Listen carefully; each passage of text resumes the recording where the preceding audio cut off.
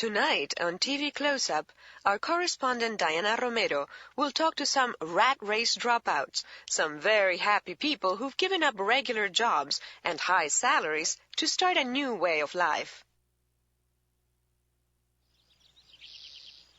I'm here in northern Vermont, where the nearest town is more than 25 miles away. Dan and Michelle Gallagher were born and lived most of their lives in Boston. Dan was vice president of marketing for a publishing company, and Michelle was an advertising executive. They gave up their jobs and moved to this remote area of Vermont 4 years ago. Michelle, what made you give up everything for this? Everything? A big house and expensive cars aren't everything. We used to work long hours. Such long hours, in fact, that we hardly ever saw each other. We wanted to do this years ago, but we were making so much money that we were afraid to quit our jobs. Even the time we spent at home was so hectic that we never had time to just be together. So 4 years ago, we traveled around New England on vacation. We saw this place. It was for sale, and we liked it so much we decided to buy it. The next week, we quit our jobs, sold most of our things, and here we are.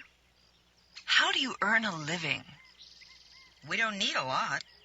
We have 2 milk cows and a few chickens. We grow all our own vegetables. It's a simple life. We're still so busy that we work from dawn to dark, but we're together. And now we have Kimberly, who's 3. We're happier than we've ever been. The motorcycle I'm sitting on is a very special one. Special because it's been all the way around the world. It belongs to Luke Musto, who has just come back here to Detroit after a 3-year motorcycle trip. Luke, what led you to quit your job and make this trip? I worked in a car factory on the assembly line. I made good money, but it was really monotonous. It was so routine that I never had to think.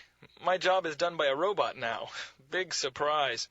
Anyway, I bought this bike secondhand, put 2 packs on the back, and got myself on a freighter to Europe.